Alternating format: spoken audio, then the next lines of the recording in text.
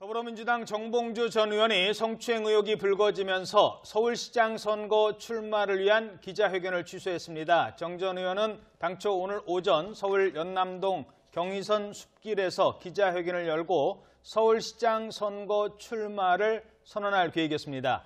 이에 앞서 일부 언론에서 정봉주 전 의원이 지난 2011년 기자 지망생을 호텔로 불러내 키스를 시도하는 등 성추행을 했다는 내용을 보도했습니다. 정 전 의원 측 관계자는 기자회견 직전에 보도 내용과 관련해 입장 정리에 시간이 필요하다며 회견을 연기하기로 했으나 출마를 포기하는 것은 간만에 이거는 이제 공작의 사고방식으로 사안을 바라봐야 보이는 뉴스인데, 최근에 이제 미투 운동하고 그다음에 권력 혹은 위기에 의한 성범죄 이런 뉴스들 엄청나게 많잖아요. 이걸 보면 미투 운동을 지지해야 되겠다. 그리고 이런 범죄를 엄단해야 되겠다. 이게 일반적인 정상적인 사고방식입니다. 그런데 공작의 사고방식을 읽어보면 어떻게 보이냐. 우리 오랫동안 공작의 사고방식으로 사안을 보면 어떻게 보이냐에 훈련된 사람들이거든. 어떻게 보이냐. 첫째, 섹스. 좋은 소재. 주목도 높아. 둘째, 진보적 가치 있어. 오케이. 그러면 피해자들을 좀 준비시켜서 진보 매체를 통해서 등장시켜야 되겠다. 그리고 문재인 정부의 진보적 지지자를 분열시킬 기회다. 이렇게 사고가 돌아가는 겁니다. 지금 나와 있는 뉴스는 그렇다는 얘기가 아니에요. 예언합니다. 예언. 누군가들이 나타날 것이고, 그 타겟은 어디냐? 결국은 문재인 정부 청와대 진보적인 지지층, 최근에 저는 이제 흐름을 보거든요, 항상. 댓글 공작의 흐름을 보면 다음에 뭘 할지가 보여요. 걔들이 밑밥을 까기 시작하기 때문에 그 흐름이 그리로 가고 있다. 준비하고 있다. 우리하고 서방식 달라요, 완전히. 공작의 세계에서는 사안을 완전히 다르게 봅니다. 여기서 자기들이 뽑아서 어떻게 치명타를 가할 수 있나의 관점으로만 봐요. 거기 윤리나 도덕이 다 없어. 그 관점으로 보면 올림픽 끝나면 틀림없이 그 방향으로 가는. 주말에 굉장히 예민하고 어렵고 힘든 문제가 논란이 돼서 고민을 많이 해봤는데, 바로 이제 김어준 총수의 다스베이다에서의 발언 논란 이런 게 있는데, 김어준 스타일로 보면 할 수 있는 이야기 했고요. 근데 거기 이제 현역 국회의원이 그 부분을 디스하면서 촉발이 돼서 이게 조선일보나 이런 조중동 보수 언론의 심지어는 자유한국당 여성 국회의원들에게까지 이렇게 논란거리를 주고 있는데, 김어준 총수의 이야기의 요지는 그런 거 아니에요. 이 미투 운동이 나중에는 진보 진영을 공격하는 소지로 쓰일 수도 있다. 지금 그런 낌새가 보이고 있다. 뭐 이런 취지였죠. 실제로 보니까 성추행 등으로 이름이 드러난 분들 연관 검색어에는 전부 다 문재인 대통령을 연관 검색어로 만드는 작업들을 해놨더라고요. 너무 체계적이어서 깜짝 놀랐습니다.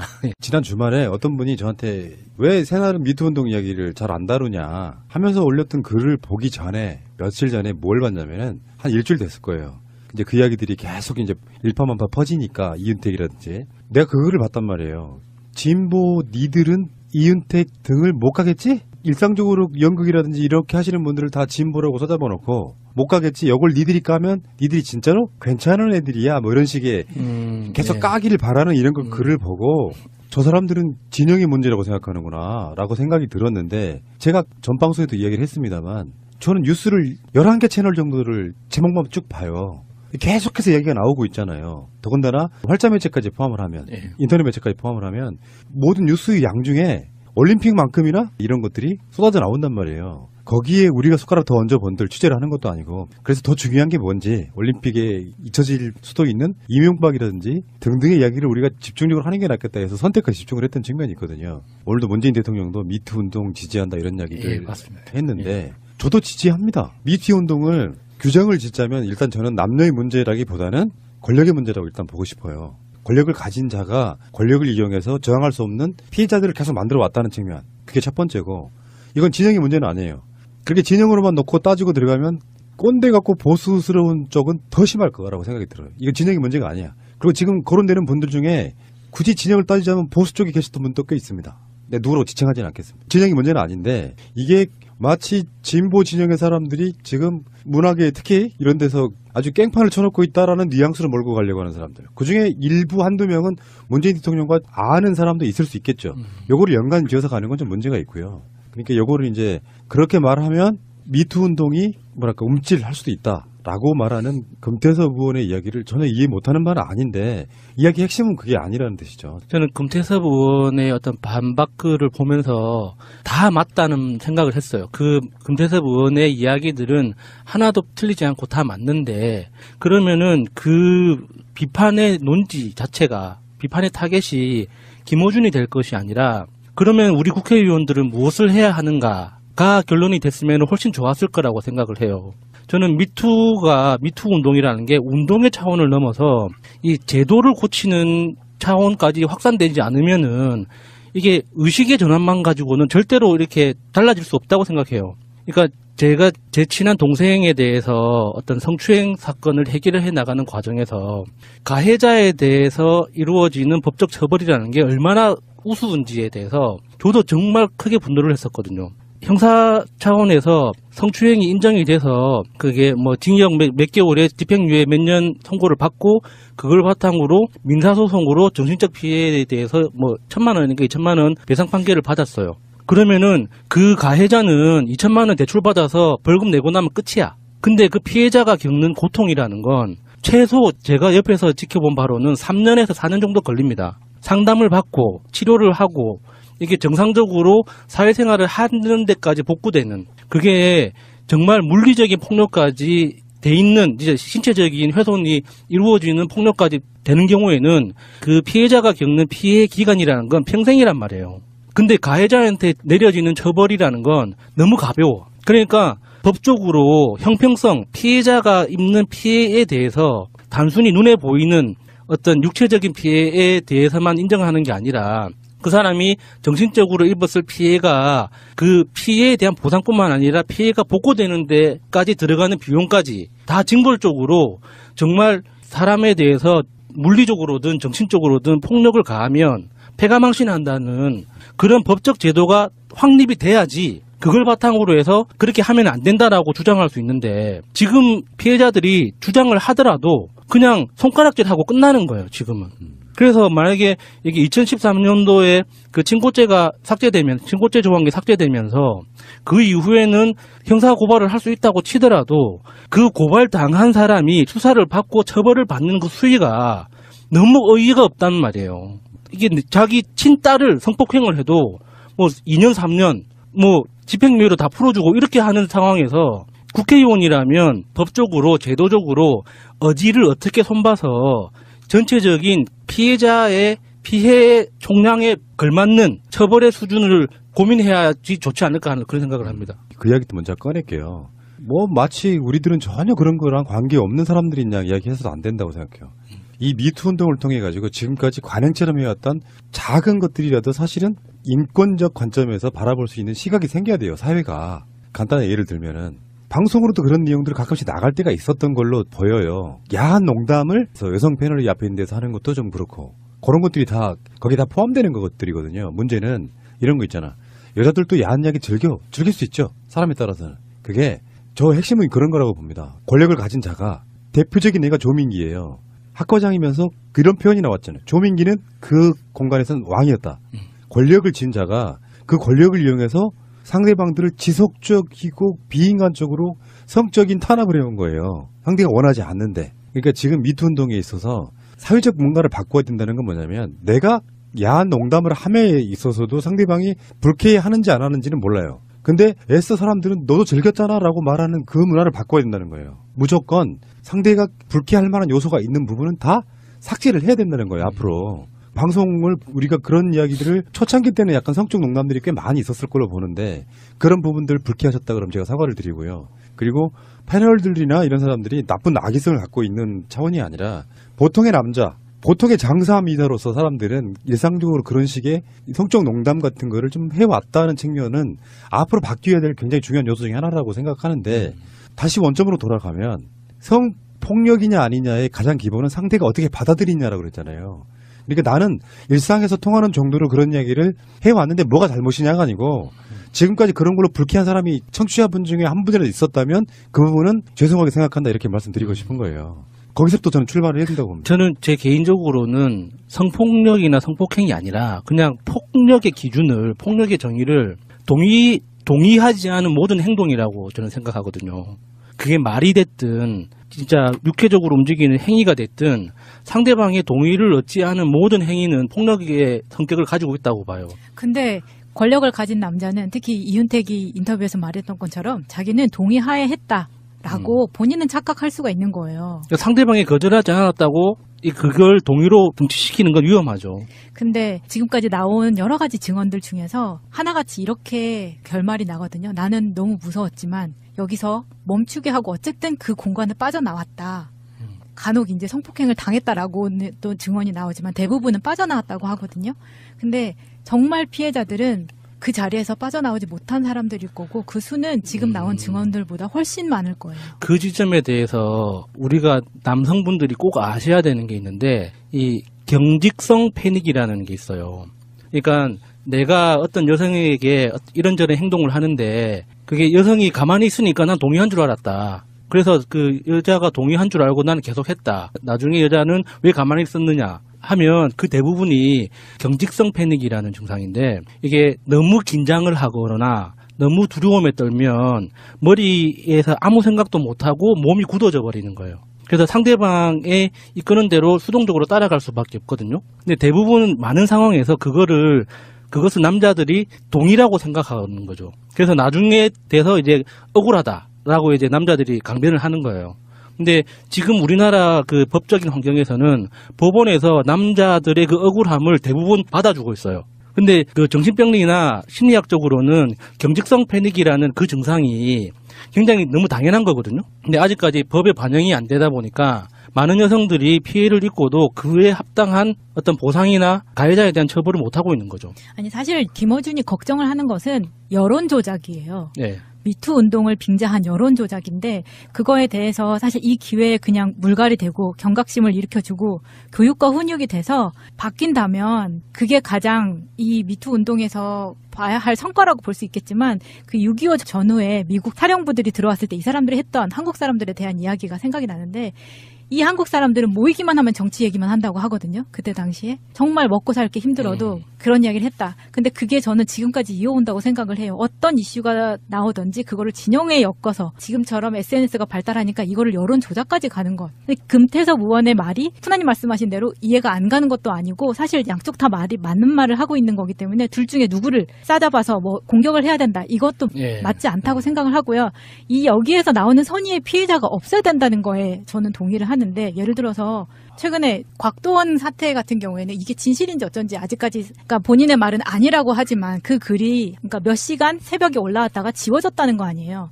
이런 식으로 누군가를 타겟팅해서 피해자를 만든다면 이건 역시 미투 운동의 발목을 잡을 거라고 생각을 하거든요. 그러면 누가 그런 글을 올리고 누가 그런 여론 조작을 하느냐 이게 문제라는 거죠. 곽도원 사태를 얘기를 하셨는데 이 곽도원 사태에 대해서는 그 글이 올라온 게 허위일 가능성이 가장 높다라고 이야기를 하고 있어요.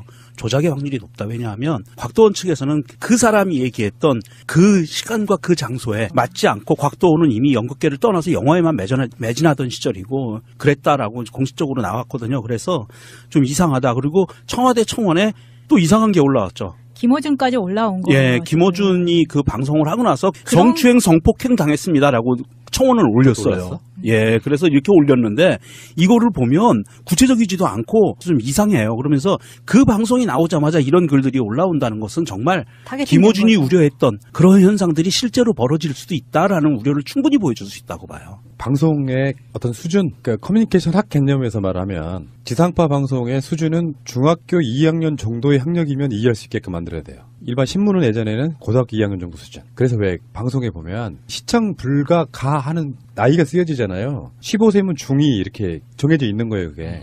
마찬가지예요. 우리 방송을 듣고 두 가지 반응이 있어요. 뭐 그 정도는 얘기할 수 있는 거 아니야?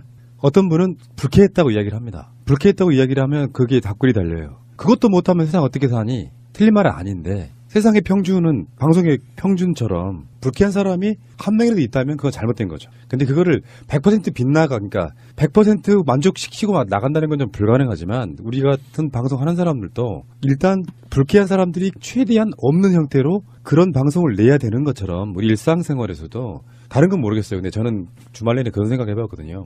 폭력이냐 아니냐가 가장 기분 나빠할 수 있는 건 함께 인격을 가진 어떤 주체인 여자가 남자건 상관없이 그 사람을 성적 대상화하는 거예요. 내가 저 사람하고 저 사람이 나한테 그런 이야기 해주길 바라는 좋아하는 사람 사이에 생기는 건 성추행이 아니잖아요. 근데 아무 관계도 아닌데 권력을 이용해서 성적 대상화하면서 그런 것들이 아무렇지도 않게 인권적 개념도 없이 악용되고 권력을 가진 자이기 때문에 거기에 대해서 항변 한마디 못하고 그 오래된 적폐가 계속 꾸준히 간다는 거거든요. 그래서 어느 쪽이든 간에 지금까지 우리가 막 쉽게 해왔던 농담들도 이제는 함부로 하지 말자. 누군가는 기분 나빠하고 모멸감 느끼고 모욕감을 느낀다. 이 관점으로 바라보는 게 중요하다고 생각을 해요. 그 정도도 못 받아들이면 어떡하냐라고 말하면 역사는 발전할 수가 없는 것이죠. 재밌는 제목. 김어준 미투 진보적 문정부 지지자 분열 공작. 이렇게 뽑았어요. 조선일보 아주 신났어요. 예. 그래서 자체민의를 스스로 인터뷰하는 것으로 이런 제목은 제가 마치 미투 운동의 공작이다. 이렇게 말한 것처럼 모략하는 그런 뉘앙스로 보도하는 매체에 있어요. 의도적으로. 진보는 성폭력을 눈 감아줘야 된단 말인가. 뭐 이렇게 연결되기도 하고. 제가 그렇게 말했을 리가 있습니까? 예. 조선일보가 대표적인데 신났어요. 예. 원래 모략을 아주 신나게 하는 매체이기 때문에 신났겠죠. 네이버도 원래 제 이름이 들어가는 기사는 좋은 기사들을 모였습니다. 검찰 출두 이런 거 놨듯이. 네이버도 신났고, 예. 검색어도 이렇게 아침부터 네이버가 올려주는 경우는 처음 봤네요. 예. 근데 신날 게 없어요. 예. 제가 원했던 상황이고. 생각보다 빨리 왔지만 아주 뜻대로 해서 고맙습니다. 이 사실관계를 이제 잠깐 정리하면 저는 미투를 공작에 이용하려고 하는 자들이 있다. 라고 했지. 미투가 공작이라고 한 적이 없습니다. 제가 바보도 아니고. 그러면서 이제 금태섭 의원이 문제 제기를 했어요. 금태섭 의원의 주장의 요지는 그런 제 말이 미투 운동을 약화시킬 수 있다. 이런 문제의식이에요. 금태섭 의원은 할 수 있는 말을 한 겁니다. 본인의 입장에서. 그러니까 금태섭 의원과 저를 싸움 붙이는 건 소용없으니까 그만들 하시고. 그럼 제가 주장하고자 하는 요지는 뭐냐. 금태섭 의원의 우려도 염두에 두면서 동시에 아주 잘 살펴봐야 하는 게 있습니다. 그게 뭐냐면 미투 운동은 뭐 진보 보수 할 거 없이 이 남성 중심의 문화 속에서 권력과 위기에 의한 성적 폭력 그걸 고발하고 그 문화를 개선할 이게 절호의 기회가 온 게 분명하거든요. 근데 이 어렵게 찾아온 기회를 누군가는 이 진보 진영에 대한 공작의 소재로 만들고 싶어 한다. 이렇게 되면 이 중요한 기회를 진보 진영 내의 젠더 갈등으로 가둬버립니다. 이렇게 프레임이 잡히면 미투 운동이 흔들려요. 진보 진영 내 분열로 끝나는 거예요.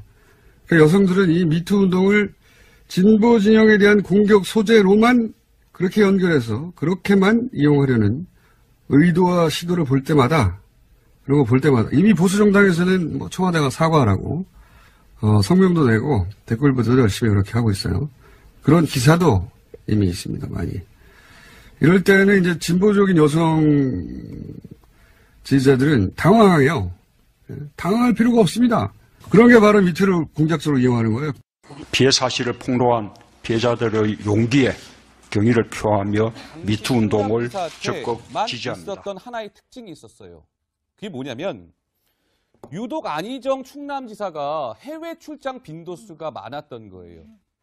많았던 거에서 그치지 않고 거기에 뭔가 또 특징이 숨겨져 있었다고 합니다. 하종대 부국장께서 좀 설명해 주실까요? 예, 두 가지 특징이 있었다고 보이는데요. 하나는 좀 이제 아까 말씀하신 대로 앵커가 말씀하신 대로 이제 출장이 잦았다. 다시 말해서 이제 민선 5기하고 6기 도지사를 했잖아요. 근데 민선 6기만 하더라도 2014년 7월부터 무려 44개월 동안 22회 해외 출장. 그러니까 두 달에 한 번씩 계속 다닌 거죠. 많이 갔네요. 특히 지난해에 대선 낙선한 이후에는 거의 매달 한 번씩 갔다 오니까 얼마나 많이 다녔는가 하는 걸 알 수가 있고요. 그리고 또 하나 특징은 뭐냐면 또 하나 특징이 뭡니까? 해외 갈 때는 모든 민선 도지사나 뭐 시장 군수들이 자기들 가능하면은 좀 기자를 데리고 가고 싶어 합니다. 왜? 이게 홍보해야 되니까. 예, 홍보해야죠. 예. 예. 그런데 이제 홍보해야 되지만 사실은 이제 언론사들이 따라가기 힘들기 때문에 그 돈을 자기들이 내야 되거든요. 네, 네. 그러니까 그게 항상 이게 딜레마 중에 하나거든요. 그걸 지원해 주기도 쉽지 않고. 네. 그런데 유독 안희정 지사는 거의 대부분 다른 도청 관계자라든지 아니면은 또는 되게 의회 관계자를 또 데리고 가거든요. 왜냐하면 도청이라고 하는 건 집행하는 곳이고 의회는 예산을 주는 곳이잖아요. 그러면 내가 무슨 일을 하려고 하면은 의회도 설득을 해야 되니까 해외 나갈 때도 그 사람들한테 설득을 하려면 꼭 끼워 넣어야 되거든요. 근데 이런 사람들을 언론이나 의회 도청 관계자를 빼고 아주 몇몇 안 되는 사람들만 해가지고 갔다고 하는 거. 이거는 아주 안희정 지사가 혹시 갔을 때 비밀을 유지하기 위해서 혹시 이런 일이 일어났을 때 다른 사람한테 공개가 되면 안 되니까 이런 거를 염두에 두지 않았을까 하는 거를 좀 추정케 하는 대목입니다. 안희정 전 지사가 다른 지사들보다 유독 해외 출장이 많았다. 그런데 기자단과 도청 관계자 등의 그 수행은 최소화했다. 글쎄요, 왜 그랬을까요? 자, 그런데 이 지금 지난해 7월이죠. 지난해 7월에 안희정 지사가요. 지난해 7월에 어디를 갔다 왔냐면 러시아 출장을 다녀왔습니다. 러시아 출장에서도 지금 김지현 비서를 성폭행했다는 의혹이 불거져 있는 상황 아니겠습니까? 우리가 김지은 비서와 안희정 당시 충남지사가 함께 있는 러시아 당시의 영상을 좀 찾아냈다면서요? 러시아 당시는 아니고요. 그때 그 시점에 그 충남도청 앞에서 채널A가 인터뷰를 했던 그 영상인데 지금 보시는 이 동그라미 안에 있는 이 여성이 바로 김지은 씨입니다. 근데 지난해 6월 그리고 7월 그러니까 첫 성폭행 이후의 그런 시점으로 보이는데 보시는 것처럼 이렇게 옷을 들고 있거나 이렇게 항상 지근거리에서 인터뷰 내용을 보고 안희정 지사가 와라 하면 이렇게 오는 그런 모습이 좀 포착이 됐거든요. 근데 저 당시에는 이제 성폭행 사실이라든지 이런 내막들이 자세히 드러나지가 않아서 현장에 있던 어느 누구도 일단 알아차리지 못했던 상태였어요. 그러면 저 시점이 러시아 출장 이후라는 얘기입니까? 그러면 러시아 출장 가기 이전인 7월 4일쯤이었던 걸로 알고 러시아 있습니다. 출장 바로 직전이었다는 얘기죠. 그때 동아일보와 채널A가 공동으로 안희정 당시 충남지사를 인터뷰를 했는데 그때의 지금 영상을 저희가 보여드리고 있는 겁니다. 시청자 여러분 한번 유심히 한번 봐주시죠. 자, 당시에는 수행비서였을 겁니다. 그런데 수행비서가 안희정 전 지사 바로 옆에서 뭔가 계속 이제 보조를 하고 있는 듯한 영상이고요. 이 보시면 넥타이를 이렇게 가지고 대기하고 있는 모습도 보이고요. 하정대 목장은 지금 저 당시 영상을 보시면서 좀 어떤 생각이 드세요? 근데 저 영상 자체는 제가 보기에는 지금 이제 인터뷰할 때 당연히 넥타이가 만약에 교체를 해야 된다 그러면 수행비서 갖고 있다가 줘야 되는 거고 거기 보면 지금 한쪽에는 가방도 들고 있고 또 그다음에 자켓도 이렇게 하나 들고 있는 것 같은데 수행비서가 일반적으로 하는 일 중에 하나여가지고 저 자체만 가지고 저 모습이 무슨 안지사하고 그다음 수행비서 사이에 어떤 특별한 관계가 있다라고 하는 걸 추정하기는 좀 저는 어렵다고 봅니다. 저 대목에서 정말 이해가 안 되는 것이 뭐냐면요. 제가 기자 생활 33년 동안에 그 이성을 자기와 다른 성을 그 수행비서로 한 경우는 한 번도 본 적이 없어요. 어떤 기관장이나 의원이나 또 일반 기업에서도 그렇습니다. 오해받기 싫어서 수행비서 같은 경우는 거의 동성으로 하거든요. 만약에 여성이 기관장이면 화장실도 같이 가야 하기 때문에 여성을 수행비서로 쓰고 남성인 경우에는 당연히 남성을 쓰거든요. 그거는 상식입니다. 왜냐하면 지금 말한 대로 보는 것처럼 저렇게 넥타이 같은 거 들고 있잖아. 수행비서야말로 정말 자기가 모시는 사람이 지근거리에서 별 뒷바라지를 다 해야 되거든요. 물도 갖다 줘야 되고 핸드폰도 들고 있어야 되고 그러니까 필요한 것 같으면 화장실까지 쫓아가야 되는 그런 일이기 때문에 이성을 쓰지 않거든요. 제가 어저께 몇몇 의원들하고 민주당 의원들하고 통화를 해봤는데 그 사람들이 가장 놀라는 것이 그거예요. 어떻게 그 안희정 지사가 이성을 수행비서로 썼을까? 정말 납득하기 어렵다. 그 대목을 사람들이 가장 충격을 받고 납득하기 어려웠다는 그걸 많이 얘기를 하더라고요. 사실은 그래서 충남도청의 한 관계자도 이제 안희정 지사가 만약에 여러 곳을 다니잖아요. 근데 어느 때는 호텔 커피숍도 갔다 올 수 있고 그러지 않습니까? 그렇죠. 근데 만약에 거기에서 젊은 여성 수행비서하고 같이 이렇게 나오는 장면이 나오면 혹시라도 이게 오해를 살 수도 있다. 그런 것 때문에 오히려 캠프 내에서도 그랬고 그다음 충남도청 관계자도 좀 그 수행비서를 바꾸는 게 어떻겠습니까? 라고 제의를 했지만 그게 받아들여지는 않았다는 겁니다. 알겠습니다. 아까 7월 달 그 영상은 그 자체는 수행 비서로서 할 수 있는 역할이지만 여성이라는 게 좀 이상하다. 뭐 이런 지적의 말씀이셨습니다. 근데 이제 이 김지은 피해를 당했다라고 주장하는 김지은 씨가 서울 서부지검의 안희정 전 지사를요. 업무상 위계 또는 위력에 의한 간음과 추행 혐의로 서울 서부지검에 고소를 했습니다. 김지은 씨를 변호하고 있는 변호인을요. 채널A 취재진이 조금 전에 좀 어렵게 만났거든요. 장윤정 변호사인데요. 이렇게 얘기를 했습니다. 그 목소리 듣고 오시겠습니다. 그러니까 이제 피해 장소를 다 밝히기가 곤란하신 상황이죠. 일단 지금 피해자분께서 이런 피해 사실들을 다 밝히는 것도 어떻게 보면 2차 피해가 될 수도 있는 부분이고요. 이런 부분들 조금 감안해 주셔서 그 서부지법 관할 그 부분은 혹시 말씀해 주실 수 있나요? 그 부분도 말씀드리기가 조금 곤란한 상황이고요. 뭐 검찰에서도 어느 정도 입장 표현이 있지 않을까 싶고 일단은 아직 조사 중인 단계잖아요. 그러니까 수사 절차 기다려 주시면 결과까지 기다려 주시면 감사드리겠습니다. 네. 김지은 씨의 변호인 장윤정 변호사 인터뷰는 우리 채널A 사회부 이서연 기자가 구성해 줬습니다. 자, 그런데 지금 김지은 씨가 서울 서부지검에 고소를 했다라고 말씀을 시청자 여러분 드렸는데요. 여기서 좀 눈여겨보실 대목이 있습니다.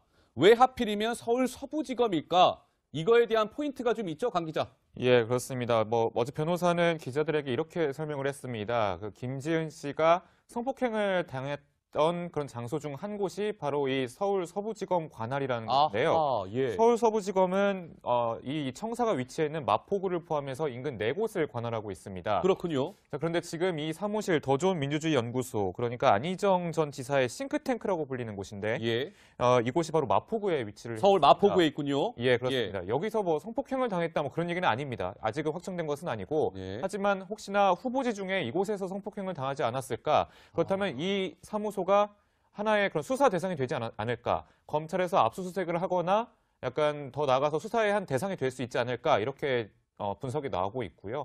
지금 보시는 것처럼 아무 직원도 출근하지 않았습니다. 여러 논란이 불거지고 있기 때문에요. 그렇기 때문에 현 상황은 지금 보시는 바와 같이 꼭꼭 문이 잠겨 있는 상황입니다. 마포구에 소재한 안희정 전 지사의 개인 싱크탱크 사무실 격인 더 좋은 민주주의 연구소 영상. 오늘 오전에 저희 채널A가 가서 찍어온 영상인데요. 지금 4차례 성폭행을 당한 것으로 지금 예상이 되고 있는 거 아니겠습니까? 누가? 김지은 씨가요? 그런데 이제 2월 25일 날 지난 2월 25일 성폭행은 아까 저희가 서두에 말씀드린 것처럼 관사로 지금 추정이 되고 있고 나머지 2차례는 해외 출장 중이었잖아요. 러시아, 스위스. 그 남은 게 하나 있습니다. 서울 출장에서 성폭행을 당했다는 거예요. 김지은 씨가. 그런데 일단은 확정된 사실은 아닙니다만 지금 더 좋은 민주주의 연구소라고 저 사무실일 가능성도 우리가 완전히 지금 배제할 수는 없는 그런 상황인 것이죠? 그렇죠. 국장. 저희가 지금 이제 뭐 확정은 안 됐지만은 배제하기 어려운 데인데 참으로 이해하기 힘든 자리인 것이 더 좋은 민주주의 연구소가요. 지금 이제 팔로워가 2,125명인가 있거든요. 그런데 거기에서 했던 것들이 물론 기본적으로 뭐 가계부채라든지 아니면 블록체인이라든지 요새 이제 시사적인 이런 여러 가지 것들을 많이 강의도 하고 했던 곳이에요. 그런데 최근에 가서 거기 들어가 보면요. 젠더 민주주의라고 해서 그거를 시리즈로 해가지고 양성 평등과 관련된 걸 계속적으로 여기에서 강의도 하고 했던 자리예요. 근데 이런 자리에서 바로 성폭력이 이루어진다고 하는 그런 것들이 의혹이 생긴다는 것 자체가 참 제가 보기에는 안희정 지사로서는 너무 이중적인 그런 다른 것도 아니고 자기 자신이 그런 것들을 오히려 양성 민주주의, 양성평등을 강조하는 자리에서 이루어졌다는 게 참 일반 사람들이 듣기에는 충격으로 보입니다. 네, 물론 저 사무소에서 성폭행이 있었다는 사실은 확인된 바는 없습니다. 추정일 뿐입니다. 자, 그런데 지금 김지은 씨도 이렇게 변호인을 선임을 해서 이제 고소를 했는데요. 안희정 전 지사 측의 움직임을 보니까 시청자 여러분 변호인을 꾸릴 것 같습니다. 원래 오늘 오후 정도에 그 변호인 명단을 발표를 할 것 같다라는 뉴스가 전해졌는데 아직까지는 강간무소식입니다. 그런데 안 전 지사가 뭐 공식적인 그때 SNS에 올린 글 말고는 지금 국민 여러분들 앞에 딱 서서 저 이런 일이 있었습니다. 죄송합니다. 라고 사과하지 않고 있잖아요.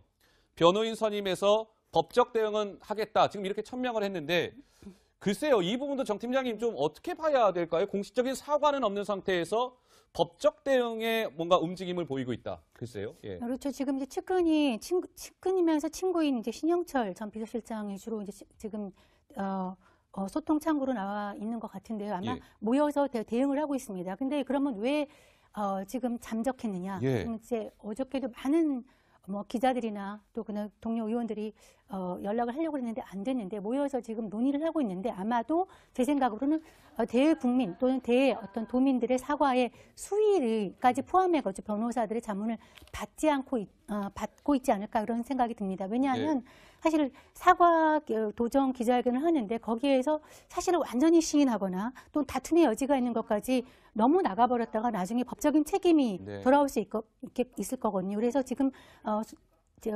진행되고 있는 앞으로 그 진행될 수사 상황에 대한 어떤 자문뿐만 아니라 가장 우선적으로 할 것은 기자회견, 사과 기자회견에 대한 수위, 거기에 대한 수위 조정에 대해서 자문을 받기 위해서 지금 어떤 모처에 모여서 논의를 하고 있지 않을까 이런 생각이 듭니다. 일각에 지금 들려지는 얘기로는 안희정 전 지사가 저희 광주 광역시에 있다는 얘기도 있는데요. 이게 확인된 사안은 아닙니다. 그만큼 지금 취재가 잘 안 되고 있는 거예요. 안 전 지사 행방에 대해서요. 많은 국민들은 안 전 지사가 어서 빨리 좀 국민들 앞에 서서 소상하게 이번 사태에 대해서 입장을 밝히고 사과를 구하는 게 우선이다 이렇게 생각하시는 분들 많으실 겁니다. 근데 아직까지는 모습을 드러내지 않고 있죠. 자, 이 부분도 좀 짚어보겠습니다. 이 안희정 전 지사의 이 성폭행 파문 충격이 채 가시기도 전에 정봉주 전 의원이라고 시청자 여러분들 다들 알고 계시죠? 정봉주 전 의원. 민주통합당 소속 의원이었습니다.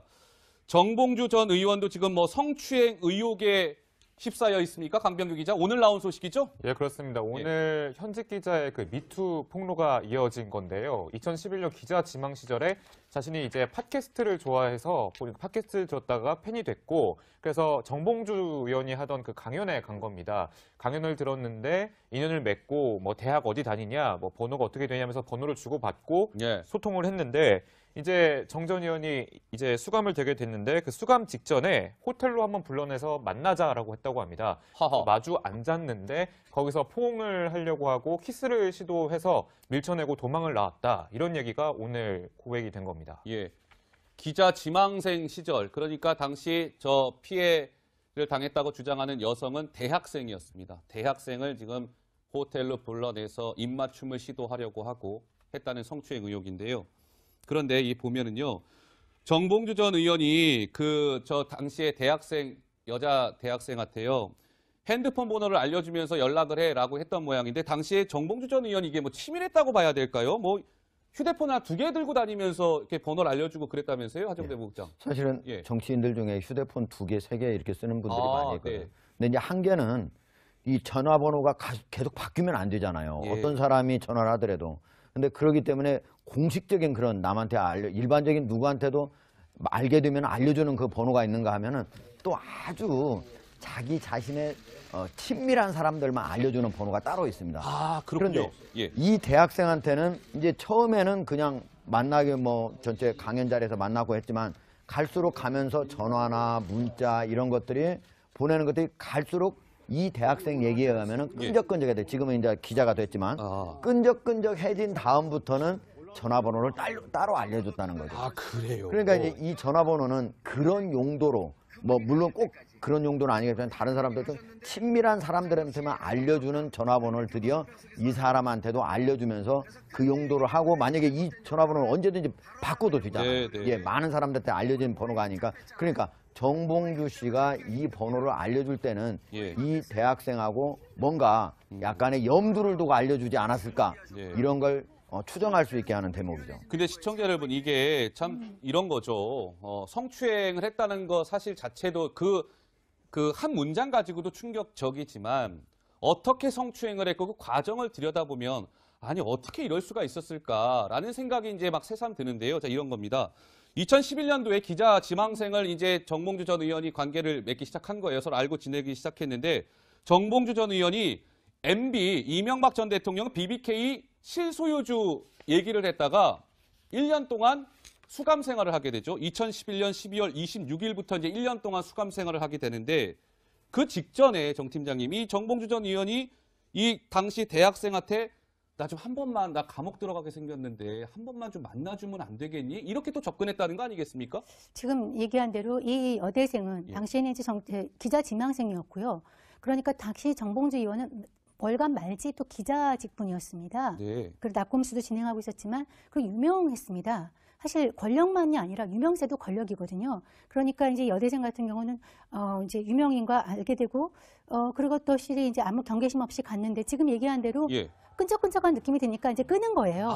연락을 이제 끊었는데 이제 본인이 알가리즘의 BBK 사건 때문에 수감이 되기 직전이니까 이제 한번 만나고 싶다고 하니까 여자도 그 여학생 입장에서도 이제 다시는 못 보게 되고 또 무슨 할 말이 있을지 모르니까 이제 부르는 대로 간 거예요. 그랬더니 이제 어느 호텔에서 여의도에 있는 호텔입니다. 오라고 했고 갔더니 호텔의 룸으로 오라고 그래서 이제 룸으로 가게 된 거고 그랬더니 이제 보고 싶었다. 그리고 내가 너한테 성형수술도 해주고 다른 것들도 많이 해주고 싶었다. 미안하다. 마지막으로 포옹하자라고 하면서 이제 입맞춤을 시도하니까 이 여학생이 빠져나온 것이죠. 도망간 거예요. 근데 이제 이렇게 보면은 남자들 군대 가기 전에 왜 총각 판티라고 하죠. 그런 거 있잖아요. 그러니까 마치 내가 이게 가기 전에 사실은 이렇게 수감이 결정돼 있으면은 가장 먼저 해야 될 거는 가족과의 이별 아니겠습니까? 그때 떠나가 있으니까. 그런데 이제 그런 것도 했는지는 모르겠지만 그 와중에 어떤 사람, 그러니까 일반 사회와 격리되기 이전에 또 불러내서 무슨 목적으로 이거를 그 기피하는 여학생을 불러내서 이렇게 했는지 그 배경이 상당히 의심스럽고요. 순수하지 못하다 이런 생각이 들고 또 이 여학생이 지금은 기자가 되었습니다. 실제 이제 기자가 됐죠. 기자가 되었고 제가 사실 어디 기자인지 알아보려고 했는데 못 알아봤어요. 사실은 그건 2차 그 피해 2차 어떤 피해를 입힐 수 있기 때문에 안 알아봤는데 그 여학생이 그러면 그동안 침묵하고 있다가 왜 하게 됐느냐. 뭐 지금 이거에 대한 미투 이런 열풍도 있지만은 가장 큰 계기는 정봉주 의원이 서울시장에 출마하려고 하는 것 때문에 이런 이중적인 사람이 공적인 일을 대선 안 된다는 그런 생각 때문에 하게 됐다고 얘기를 하고 있거든요. 알겠습니다. 2011년 12월 26일부터 1년 동안 수감 생활이 시작됐는데 사흘 전이었군요. 그 여대생을 호텔로 불러내서 만난 게 12월 23일이었습니다. 자, 그런데요. 그 시점 12월 23일, 그러니까 정봉주 전 의원이 이제 수감 생활을 시작하기 전에 이 며칠 전에 정봉주 전 의원이 여의도에 있는 한 호텔로 이 대학생을 불러내서 성추행을 했다는 의혹이 불거진 가운데 그 시점에요. 정봉주 전 의원이 본인 아내한테는 뭔가 영상편지를 썼다는데 만약에 이게 다 사실로 드러난다면 정봉준 전 의원의 뭔가 이중성이 그대로 적나라하게 드러나는 거 아니겠습니까? 하정대 부국장. 그렇죠. 원래 이제 정봉주 의원이 BBK가 이명박 대통령의 소유 의혹이 있다라고 문제를 제기했다가 결국은 대법원에서 확정 판결에 나서 2011년 12월 26일 날 수감이 되는 거거든요. 그런데 그 전에 지금 만난 거는 23일에 3일 전이잖아요. 그렇습니다. 근데 그 사이에 이제 바로 부인 송지영 씨한테 이제 아내한테 영상 편지를 썼는데 거기 뭐라고 써놨느냐? 뭐라고 썼습니까? 지영아, 나 만나서 많이 힘들었구나. 이제 1년 정도 헤어지게 됐는데 너무 미안하고 당당하게 잘 뱉어낼게. 미안해 사랑해 이렇게 해놨거든요. 눈물까지 흘렸다면서요?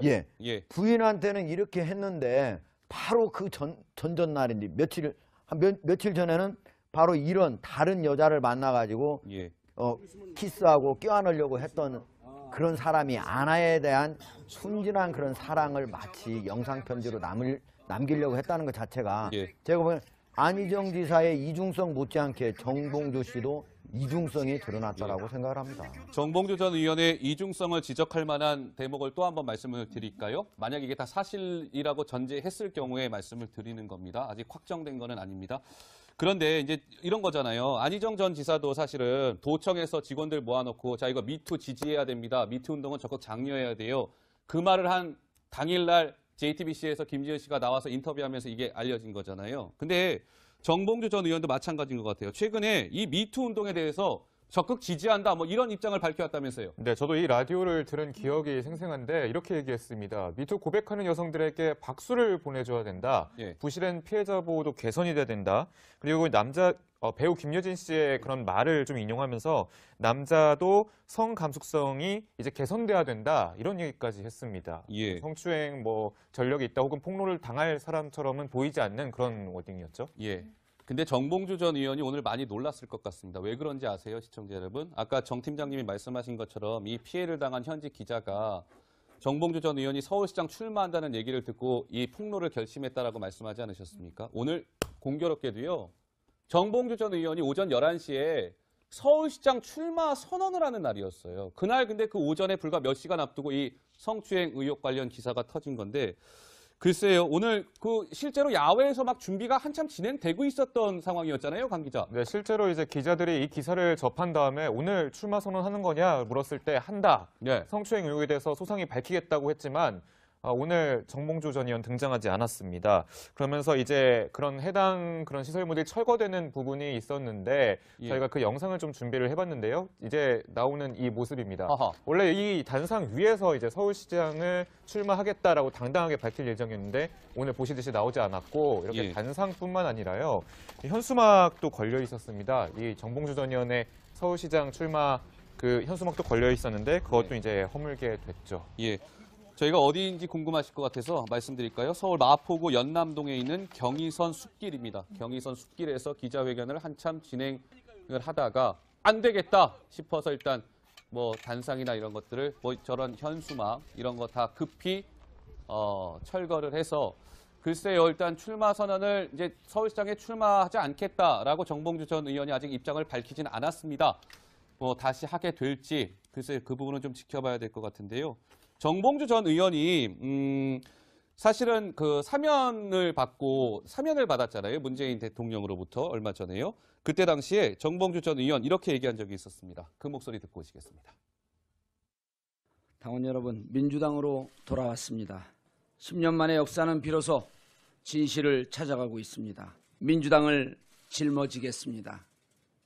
당이 어려움을 겪게 된다면 그 마지막 전선에 굳건히 버티고 서 있겠습니다.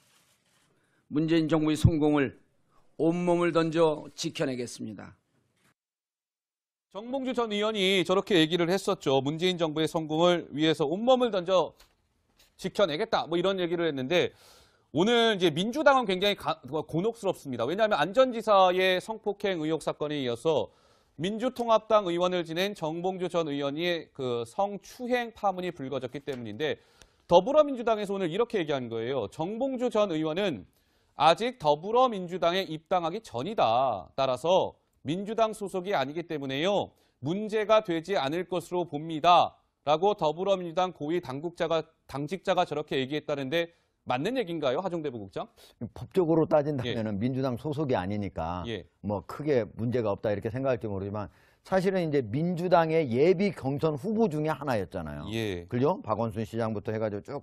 그렇기 때문에 일반 국민들 사이에는 이미 민주당 소속으로 이미 마음속에 들어있다고 봐야 되죠. 그러니까 이거는 이미 서울시장 경선하는 데 있어서 이미 크게 영향을 미쳤다고 봐야 되고 단순히 저걸 가지고 법적 문제는 예를 들면 예를 들면 뭐 법에 가가지고 무슨 범죄를 저질러 가지고 그거에 대해서 뭐 선고가 돼서 그거에 대해서 책임을 져야 된다든가 이럴 때 하는 문제지 선거에서 있어서는 저런 꼭 소속이 이미 됐느냐 아직 되기 전이다 이런 거 가지고 따지기는 좀 제가 보기엔 부적절하다고 봅니다.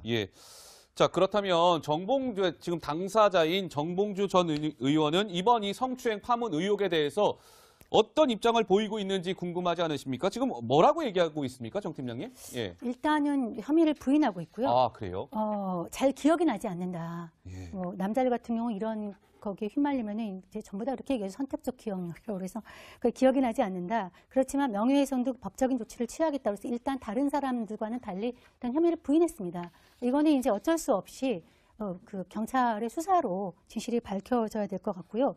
그러면 서울시장은 어떻게 될 것 같냐 예상을 해보면은 저는 출마가 쉽지 않을 거라고 생각합니다. 아, 출마가 쉽지 않을 것이다. 왜냐하면 지금 이제 지방 선거를 앞두고 출마 러시가 앞으로 일어나고 있는데요. 사실 이번에 그 지방 선거에서는 여러 가지 이슈가 있지만 뭐 개헌이라든가 그다음 남북 정상회담 뭐 그 남북 관계라든가 이런 거 있지만 지금은 가장 큰 이슈는 저는 미투라고 생각합니다. 그러니까 이번에 이제 한번 분물 터듯이 터진 그 미투 열풍에 한번 걸리게 되면은 여기에서 빠져나오지가 없지 않을까. 그래서 이번 지방 선거를 흔드는 가장 큰 이슈가 미투라는 점에서 일단 이슈가 불거진 이상 또 이 진실이 밝혀지기 전까지는 여기에 자유롭지 않기 때문에 아마 쉽지 않은 그런 그 출마가 쉽지 않을 것으로 조심스럽게 전망해 봅니다.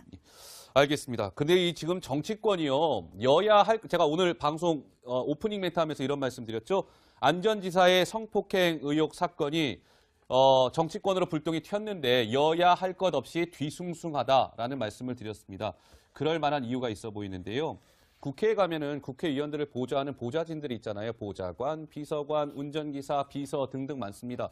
그런데 그 보좌진들이 같이 쓰는 그 게시판이 있습니다. 그 이름이 뭐냐면 여의도 옆 대나무 숲이라는 게시판인데 요즘에 하종대 부국장 요즘에 뭐 이런저런 뭐 제보들이 많이 올라오고 있다면서요? 예. 여기 이제 여의도 옆 대나무숲에 익명으로 제보를 할 수 있도록 해놨습니다. 예. 그러니까 자기 자신을 밝혀야 된다면 부담을 가질 수 있지 않습니까? 예. 그렇기 때문에 익명으로 해놓도록 했더니 어제 밤 11시 14분에 올라온 글인데요. 네. 이 의원님 아마 성이 이 씨인 걸로 보입니다. 이 의원님 잘 지내시는지요? 그러면서 저는 잘 지내지 못하는데 제가 딸 같다면 며느리 삼고 싶다는 의원님. 아하. 따님분들 앞에서도 제 앞에서 그랬듯 바지를 내리시는지요 이렇게 써놨습니다. 그러니까 지금 아직까지는 익명이고 그 다음에 이 의원 이 씨는 여러 사람이 있잖아요. 그렇죠. 그러니까 아직까지는 그러지만은 이분이 왜 여기다 올렸냐면 이분이 이제 미투 운동을 지지한다 이런 것들이 또 언론에도 나가고 하니까 사실은 이랬던 분인데 오히려 언론에는 미투 운동을 지지하고 전혀 그런 것들과 상관이 없는 떳떳한 사람처럼 그려지니까 이분이 이제 화가 났던 것 같아요. 그러니까 이제 만약에 이 씨성을 가진 이 의원님은 앞으로도 계속적으로 부인을 한다면 이름을 공개할 가능성도 있다고 봅니다. 예. 그래서일까요? 최근에 여의도 국회의사당 주변에 뭐 저녁에 술자리가 많이 줄어들었다고 하죠. 예. 자, 이런 상황에서요. 민주당 같은 경우는 굉장히 지금 고심에 고심을 거듭하고 있을 겁니다. 지방선거가 지금 이제 얼마 안 남았잖아요. 오늘 3월 7일, 선거는 6월 13일입니다. 대형 악재가 터진 셈이죠. 그러니까 어제 같은 경우는 더불어민주당이 아침 회의를 취소를 했습니다. 원래 아침 회의를 열어야 되는데 취소를 했는데 오늘 아침 회의가 진행이 된 것 같습니다. 오늘 추미애 대표가 모습 자체가 약간 좀 이례적이었다는데 어떤 내용이에요, 강 기자? 지금 보시는 것처럼 상하이를 다 검은색으로 맞춰 입었고요. 그러네요. 네, 오늘도 안희정 전 지사 파문에 대해서 상당히 사과드린다라고 이렇게 밝혔습니다. 네. 이렇게 되면 3일 연속 사과를 하게 되는 셈인데요. 첫째 날에는 밤에 대국민 사과를 급히 했고 다음 날에는 SNS를 통해서 사과했고 오늘은 보시는 것처럼 또 한 번 국민한테 회의 직전에 사과를 한 겁니다. 검정색 옷을 입고 등장을 했군요. 그죠? 예, 추미애 대표가. 자, 그렇다면 오늘 추미애 대표, 어제는 회의가 취소가 됐고 오늘 저렇게 검정색 옷을 입고 회의에 등장해서 굉장히 무거운 표정으로 마이크 앞에 앉았는데요. 어떤 얘기를 했을까요? 듣고 오시겠습니다. 유구무원입니다. 안희정 전 충남지사에 대해서 다시 한번 피해자와 국민 여러분들께 깊은 사과의 말씀을 올립니다. 안희정 지사 건으로 문재인 대통령의 대북 특사단이 자칫 묻힐 뻔했지만 다행히 국민에게 희망 보따리를 들고 왔기에 정말 다시 마음을 가다듬기로 하겠습니다. 자유한국당에게 한 말씀 드리겠습니다. 처음에는 미투 운동을 음모론으로 치부하더니 지금은 정치적 상대가 더 걸리기를 바라는 식으로 말하고 있습니다. 우리 당의 미투 지지를 백장미 쇼라고까지 조롱하고 있습니다. 네. 그러니까 오전에 추미애 대표가 저렇게 검정색 옷을 입고 회의를 주재했는데 그 이후에 무슨 행사가 있었냐면 오늘 청와대에서 문재인 대통령 주재로 여야 당대표들 불러서 청와대에서 문재인 대통령이 오찬을 함께 했는데 아마 추미애 대표가 그 청와대 그 오찬 행사에도 똑같은 옷을 아마 입고 참석을 했던 모양이죠, 정 팀장님? 전 추 대표가 검정색 옷을 입은 거 사실 처음 봤습니다. 검은 정장은 그 남녀를 불문하고 미투 운동의 지지를 선언하거든요. 그래서 뭐 아카데미 영화 시상식에도 여배우들이 검은 옷을 입을 것인가 아닐 것인가 굉장히 관심이었는데 검은 옷을 안 입고 나타나서 또 그것이 기사가 되었습니다. 근데요, 정 팀장님, 오늘 저렇게 청와대 대통령과 여야 5당 대표들 간의 오찬 자리에서도 안전지사 지사의 성폭행 파문이 뭔가 회자가 됐다면서요? 그렇죠. 피해갈 네. 수가 없는 이슈죠. 거기서도 이제 먼저 말문을 꺼낸 것은 홍준표 대표인데요. 홍준표 대표가요? 네. 청와대 이제 참모진들한테 대통령 만나기 전에 서울에서 얘기하면서 안희정이 그렇게 되는 거 보고 이놈의 정치 참 무섭다. 진짜 무섭다. 이런 얘기를 했고요. 거기에 대해서 추미애 대표는 대한민국 남성들이 그렇게 당당하게 말할 수 있는 사람이 별로 없을 것이다. 라고 또 이제 한번 날렸습니다. 그러니까 또 이제 그 바른미래당 유승민 대표는 아니 그렇게 얘기하시면 안 됩니다. 저는 당당합니다. 그렇게 얘기를 하니까 뭐 추미애 대표가 유 대표는 빼드릴게요. 제가 사모님하고 정복역을 동창이라 이렇게 하면서 어찌됐건 분위기를 좀 푸는 그런 자리였는데 이 자리에서도 모두에서도 그 미투에 대한 이런 것은 피해갈 수 없는 이슈였습니다. 근데 이제 오늘 청와대 오찬 자리에서 이 미투와 관련된 안전지사 성폭행 파문 이런 게 언급이 됐다고 하는데 특히나 홍준표 한국당 대표랑 임종석 대통령 비서실장 간에 이 대화에서요 굉장히 뼈있는 농담이 오고 갔다는데 그게 무슨 얘기예요, 부국장? 그러니까 이게 어떻게 보면은 농담이라고 말하기 어려울 정도로 상당히 서로 뼈있는 얘기가 오갔는데 뭐라고 했냐면 홍준표 대표가 뭐라 했냐면 안희정이 임종석이 기획했다는 얘기가 있던데 이건 음모론이잖아요. 그죠? 대통령 비서실장이 안희정 이번에 이 사건을 기획했다는 얘기가 있던데 이렇게 하고 안희정 사건 딱 터지니까 밖에서는 임종석이 기획했다고 이런 얘기가 돌더라라고 얘기를 한 겁니다. 임종석 실장한테 직접요? 그러면 이게 사실은 임종석 실장이 상당히 화를 내야 될 상황이잖아요.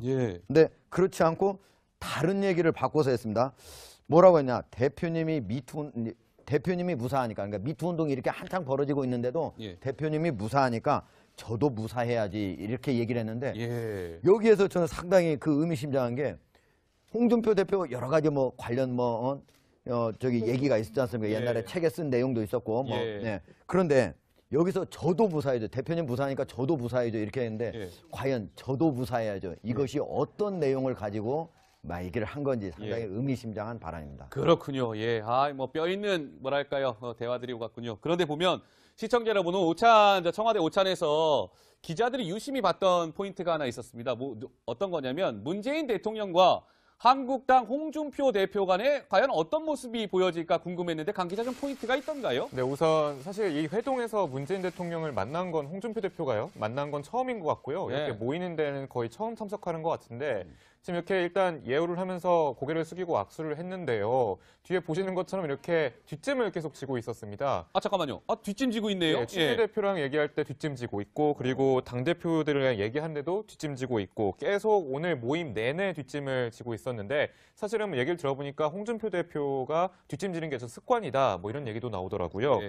그래서 이제 사실 문재인 대통령 지지자라든지 여권 지지자들은 이 태도가 사실 좀 불량한 것 아니냐 라면서 상당히 이제 비난 여론이 일고 있는데 반대로 이제 한국당에서도 이제 뒷짐을 가지고 얘기가 나왔습니다. 그렇습니까? 좀 다른 사람인데요. 다른 또 뒷짐입니까? 네, 김정은이 이제 특사단 대표인 정의용 실장 앞에서 이게 뒷짐지고 사진 찍었다. 그래서 거만을 떠는 모습에 모욕감을 참기 힘듭니다라고 강하게 비판을 했는데 뒷짐이 참 정치적으로 비판의 그런 요소가 될지는 이번에 거의 처음 한 것 같습니다. 알겠습니다.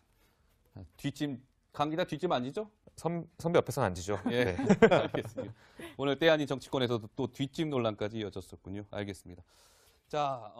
더불어민주당 정봉주 전 의원이 성추행 의혹이 불거지면서 서울시장 선거 출마를 위한 기자회견을 취소했습니다. 정 전 의원은 당초 오늘 오전 서울 연남동 경의선 숲길에서 기자회견을 열고 서울시장 선거 출마를 선언할 계획이었습니다.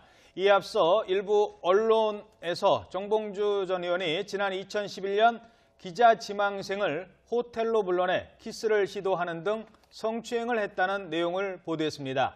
정 전 의원 측 관계자는 기자회견 직전에 보도 내용과 관련해 입장 정리에 시간이 필요하다며 회견을 연기하기로 했으나 출마를 포기하는 것은 간만에 이거는 이제 공작의 사고방식으로 사안을 바라봐야 보이는 뉴스인데 최근에 이제 미투 운동하고 그다음에 권력 혹은 위기에 의한 성범죄 이런 뉴스들 엄청나게 많잖아요. 이걸 보면 미투 운동을 지지해야 되겠다. 그리고 이런 범죄를 엄단해야 되겠다. 이게 일반적인 정상적인 사고방식입니다. 그런데 공작의 사고방식을 읽어보면 어떻게 보이냐. 우리 오랫동안 공작의 사고방식으로 사안을 보면 어떻게 보이냐에 훈련된 사람들이거든. 어떻게 보이냐. 첫째, 섹스. 좋은 소재. 주목도 높아. 둘째, 진보적 가치 있어. 오케이. 그러면 피해자들을 좀 준비시켜서 진보 매체를 통해서 등장시켜야 되겠다. 그리고 문재인 정부의 진보적 지지자를 분열시킬 기회다. 이렇게 사고가 돌아가는 겁니다. 지금 나와 있는 뉴스는 그렇다는 얘기가 아니에요. 예언합니다. 예언. 누군가들이 나타날 것이고 그 타겟은 어디냐? 결국은 문재인 정부 청와대 진보적인 지지층 최근에 댓글 저는 이제 흐름을 보거든요. 항상. 댓글 공작의 흐름을 보면 다음에 뭘 할지가 보여요. 걔들이 밑밥을 까기 시작하기 때문에 그 흐름이 그리로 가고 있다. 준비하고 있다. 우리하고 서방식 달라요. 완전히. 공작의 세계에서는 사안을 완전히 다르게 봅니다. 여기서 자기들이 뽑아서 어떻게 치명타를 가할 수 있나의 관점으로만 봐요. 거기 윤리나 도덕이 다 없어. 그 관점으로 보면 올림픽 끝나면 틀림없이 그 방향으로 가는. 주말에 굉장히 예민하고 어렵고 힘든 문제가 논란이 돼서 고민을 많이 해봤는데 바로 이제 김어준 총수의 다스베이다에서의 발언 논란 이런 게 있는데 김어준 스타일로 보면 할 수 있는 이야기 했고요. 근데 거기 이제 현역 국회의원이 그 부분을 디스하면서 촉발이 돼서 이게 조선일보나 이런 조중동 보수 언론의 심지어는 자유한국당 여성 국회의원들에게까지 이렇게 논란거리를 주고 있는데 김어준 총수의 이야기의 요지는 그런 거 아니에요. 이 미투 운동이 나중에는 진보 진영을 공격하는 소지로 쓰일 수도 있다. 지금 그런 낌새가 보이고 있다. 뭐 이런 취지였죠. 실제로 보니까 성추행 등으로 이름이 드러난 분들 연관 검색어에는 전부 다 문재인 대통령을 연관 검색어로 만드는 작업들을 해놨더라고요. 너무 체계적이어서 깜짝 놀랐습니다. 지난 주말에 어떤 분이 저한테 왜 새날은 미투 운동 이야기를 잘 안 다루냐 하면서 올렸던 글을 보기 전에 며칠 전에 뭘 봤냐면은 한 일주일 됐을 거예요. 이제 그 이야기들이 계속 이제 일파만파 퍼지니까 이윤택이라든지 내가 그 글을 봤단 말이에요. 진보 니들은 이윤택 등을 못 가겠지? 일상적으로 연극이라든지 이렇게 하시는 분들을 다 진보라고 쏟아버놓고 못 가겠지? 이걸 니들이 까면 니들이 진짜로 괜찮은 애들이야 뭐 이런 식의 계속 까기를 바라는 이런 걸 글을 보고 저 사람들은 진영의 문제라고 생각하는구나 라고 생각이 들었는데 제가 전 방송에도 이야기를 했습니다만 저는 뉴스를 11개 채널 정도를 제목만 쭉 봐요.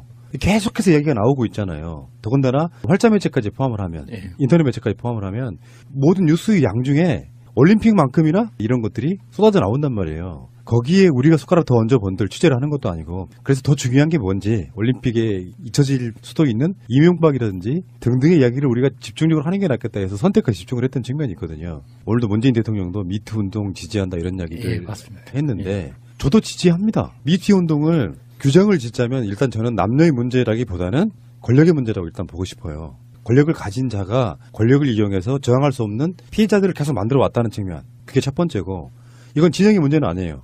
그렇게 진영으로만 놓고 따지고 들어가면 꼰대 같고 보수스러운 쪽은 더 심할 거라고 생각이 들어요. 이건 진영의 문제가 아니야. 그리고 지금 거론되는 분들 중에 굳이 진영을 따지자면 보수 쪽에 계셨던 분도 꽤 있습니다. 네, 누구라고 지칭하지는 않겠습니다. 진영의 문제는 아닌데 이게 마치 진보 진영의 사람들이 지금 문학에 특히 이런 데서 아주 깽판을 쳐놓고 있다라는 뉘앙스를 몰고 가려고 하는 사람들. 그중에 일부 한두 명은 문재인 대통령과 아는 사람도 있을 수 있겠죠. 요거를 연관 지어서 가는 건 좀 문제가 있고요. 그러니까 요거를 이제 그렇게 말하면 미투 운동이 뭐랄까 움찔하는 모든 행위는 폭력의 성격을 가지고 있다고 봐요. 근데 권력을 가진 남자는 특히 이윤택이 인터뷰에서 말했던 것처럼 자기는 동의하에 했다라고 본인은 착각할 수가 있는 거예요. 그러니까 상대방이 거절하지 않았다고 그걸 동의로 등치시키는 건 위험하죠. 근데 지금까지 나온 여러 가지 증언들 중에서 하나같이 이렇게 결말이 나거든요. 나는 너무 무서웠지만 여기서 멈추게 하고 어쨌든 그 공간을 빠져나왔다. 간혹 이제 성폭행을 당했다라고 또 증언이 나오지만 대부분은 빠져나왔다고 하거든요. 근데 정말 피해자들은 그 자리에서 빠져나오지 못한 사람들일 거고 그 수는 지금 나온 증언들보다 훨씬 많을 거예요. 그 지점에 대해서 우리가 남성분들이 꼭 아셔야 되는 게 있는데 이 경직성 패닉이라는 게 있어요. 그러니까 내가 어떤 여성에게 이런저런 행동을 하는데 그게 여성이 가만히 있으니까 난 동의한 줄 알았다. 그래서 그 여자가 동의한 줄 알고 나는 계속 했다. 나중에 여자는 왜 가만히 있었느냐. 하면 그 대부분이 경직성 패닉이라는 증상인데 이게 너무 긴장을 하거나 너무 두려움에 떨면 머리에서 아무 생각도 못하고 몸이 굳어져 버리는 거예요. 그래서 상대방의 이끄는 대로 수동적으로 따라갈 수밖에 없거든요. 근데 대부분 많은 상황에서 그것은 남자들이 동의라고 생각하는 거죠. 그래서 나중에 돼서 이제 억울하다라고 이제 남자들이 강변을 하는 거예요. 근데 지금 우리나라 그 법적인 환경에서는 법원에서 남자들의 그 억울함을 대부분 받아주고 있어요.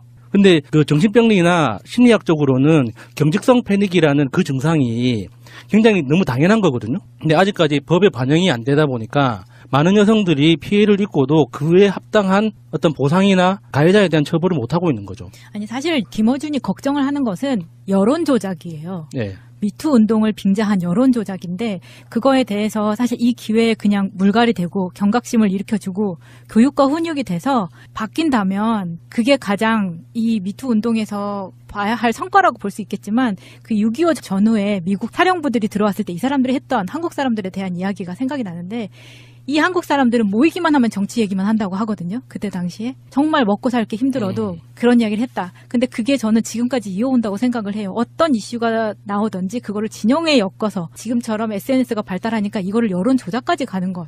금태섭 의원의 말이 푸나님 말씀하신 대로 이해가 안 가는 것도 아니고 사실 양쪽 다 말이 맞는 말을 하고 있는 거기 때문에 둘 중에 누구를 싸잡아서 뭐 공격을 해야 된다. 이것도 맞지 않다고 생각을 하고요. 이 여기에서 나오는 선의의 피해자가 없어야 된다는 거에 저는 동의를 하는데 예를 들어서 최근에 곽도원 사태 같은 경우에는 이게 진실인지 어쩐지 아직까지 그러니까 본인의 말은 아니라고 하지만 그 글이 그러니까 몇 시간 새벽에 올라왔다가 지워졌다는 거 아니에요. 이런 식으로 누군가를 타겟팅해서 피해자를 만든다면 이건 역시 미투 운동의 발목을 잡을 거라고 생각을 하거든요. 그러면 누가 그런 글을 올리고 누가 그런 여론 조작을 하느냐 이게 문제라는 거죠. 곽도원 사태를 얘기를 하셨는데 이 곽도원 사태에 대해서는 그 글이 올라온 게 허위일 가능성이 가장 높다라고 이야기를 하고 있어요. 조작의 확률이 높다. 왜냐하면 곽도원 측에서는 그 사람이 얘기했던 그 시간과 그 장소에 맞지 않고 곽도원은 이미 연극계를 떠나서 영화에만 매진하던 시절이고 그랬다라고 공식적으로 나왔거든요. 그래서 좀 이상하다. 그리고 청와대 청원에 또 이상한 게 올라왔죠. 김어준까지 올라온 거예요. 예, 김어준이 그 방송을 하고 나서 성추행 성폭행 당했습니다라고 청원을 올렸어요. 예, 그래서 이렇게 올렸는데 이거를 보면 구체적이지도 않고 좀 이상해요. 그러면서 그 방송이 나오자마자 이런 글들이 올라온다는 것은 정말 김어준이 우려했던 그런 현상들이 실제로 벌어질 수도 있다라는 우려를 충분히 보여줄 수 있다고 봐요. 방송의 어떤 수준, 그러니까 커뮤니케이션 학 개념에서 말하면 지상파 방송의 수준은 중학교 2학년 정도의 학력이면 이해할 수 있게끔 만들어야 돼요. 일반 신문은 예전에는 고등학교 2학년 정도 수준. 그래서 왜 방송에 보면 시청 불가 가 하는 나이가 쓰여지잖아요. 15세면 중2 이렇게 정해져 있는 거예요, 그게. 마찬가지예요. 우리 방송을 듣고 두 가지 반응이 있어요. 뭐 그 정도는 얘기할 수 있는 거 아니야? 어떤 분은 불쾌했다고 이야기를 합니다. 불쾌했다고 이야기를 하면 거기에 답글이 달려요. 그것도 못하면 세상 어떻게 사니? 틀린 말은 아닌데 세상의 평균은 방송의 평균처럼 불쾌한 사람이 한 명이라도 있다면 그건 잘못된 거죠. 근데 그거를 100% 빗나가, 그러니까 100% 만족시키고 나간다는 건 좀 불가능하지만 우리 같은 방송하는 사람들도 일단 불쾌한 사람들이 최대한 없는 형태로 그런 방송을 내야 되는 것처럼 우리 일상생활에서도 다른 건 모르겠어요. 근데 저는 주말 내내 그런 생각 해봤거든요. 폭력이냐 아니냐가 가장 기분 나빠할 수 있는 건 한껏 인격을 가진 어떤 주체인 여자가 남자건 상관없이 그 사람을 성적 대상화하는 거예요. 내가 저 사람하고 저 사람이 나한테 그런 이야기 해주길 바라는 좋아하는 사람 사이에 생기는 건 성추행이 아니잖아요. 근데 아무 관계도 아닌데 권력을 이용해서 성적 대상화하면서 그런 것들이 아무렇지도 않게 인권적 비밀을 유지하기 위해서 혹시 이런 일이 일어났을 때 다른 사람한테 공개가 되면 안 되니까 이런 거를 염두에 두지 않았을까 하는 거를 좀 추정케 하는 대목입니다. 안희정 전 지사가 다른 지사들보다 유독 해외 출장이 많았다.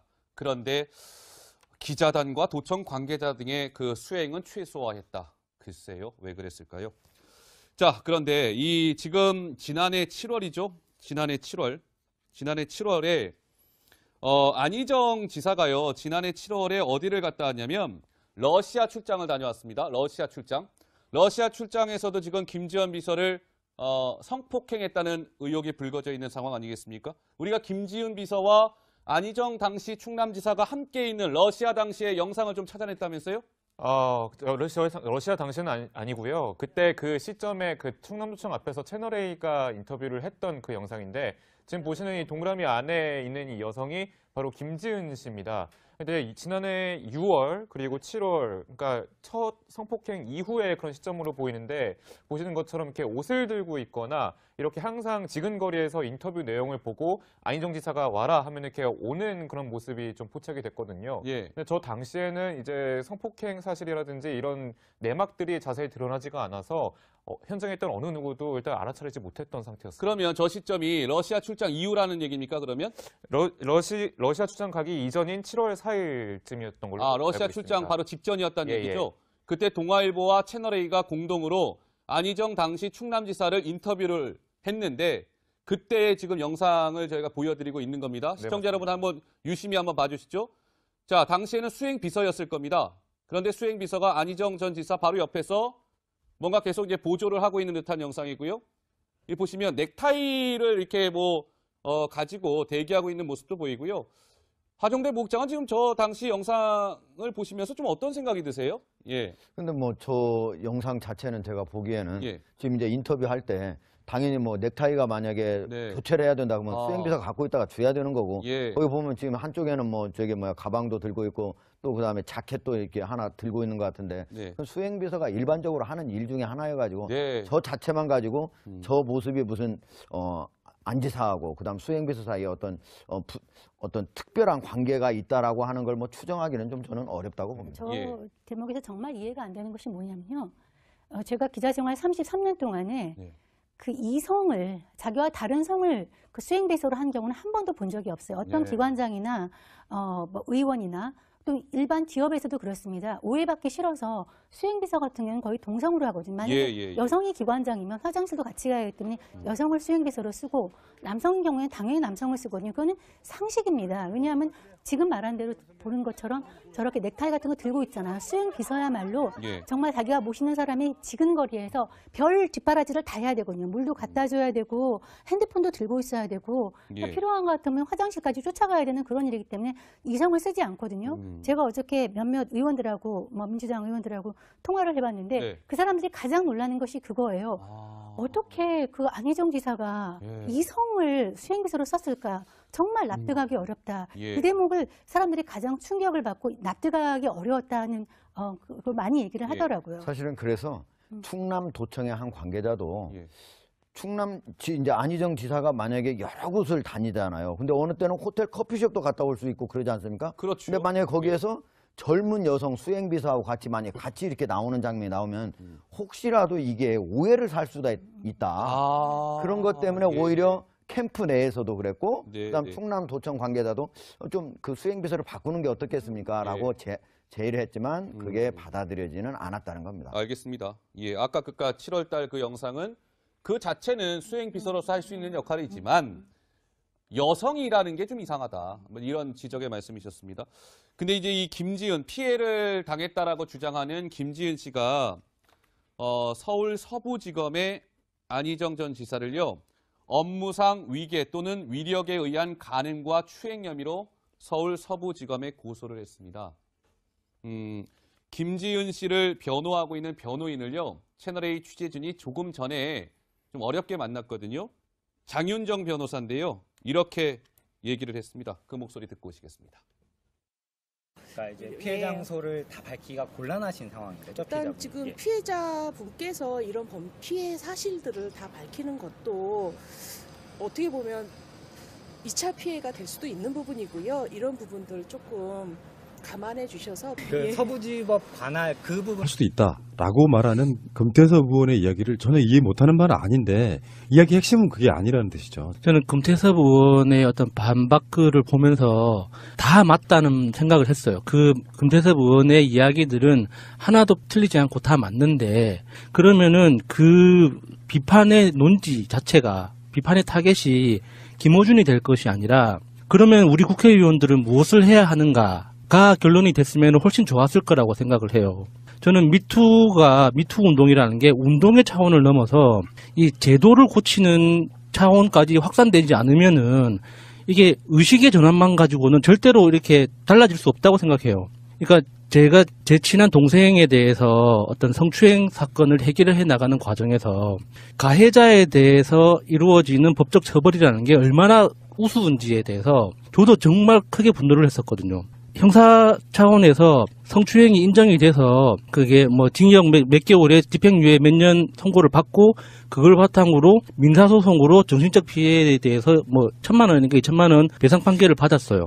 그러면은 그 가해자는 2,000만 원 대출받아서 벌금 내고 나면 끝이야. 근데 그 피해자가 겪는 고통이라는 건 최소 제가 옆에서 지켜본 바로는 3년에서 4년 정도 걸립니다. 상담을 받고 치료를 하고 이게 정상적으로 사회생활을 하는 데까지 복구되는, 그게 정말 물리적인 폭력까지 돼 있는, 이제 신체적인 훼손이 이루어지는 폭력까지 되는 경우에는 그 피해자가 겪는 피해 기간이라는 건 평생이란 말이에요. 근데 가해자한테 내려지는 처벌이라는 건 너무 가벼워. 그러니까 법적으로 형평성, 피해자가 입는 피해에 대해서 단순히 눈에 보이는 어떤 육체적인 피해에 대해서만 인정하는 게 아니라 그 사람이 정신적으로 입었을 피해가 그 피해에 대한 보상뿐만 아니라 피해가 복구되는 데까지 들어가는 비용까지 다 징벌적으로 정말 사람에 대해서 물리적으로든 정신적으로든 폭력을 가하면 패가망신한다는 그런 법적 제도가 확립이 돼야지 그걸 바탕으로 해서 그렇게 하면 안 된다라고 주장할 수 있는데, 지금 피해자들이 주장을 하더라도 그냥 손가락질하고 끝나는 거예요, 지금은.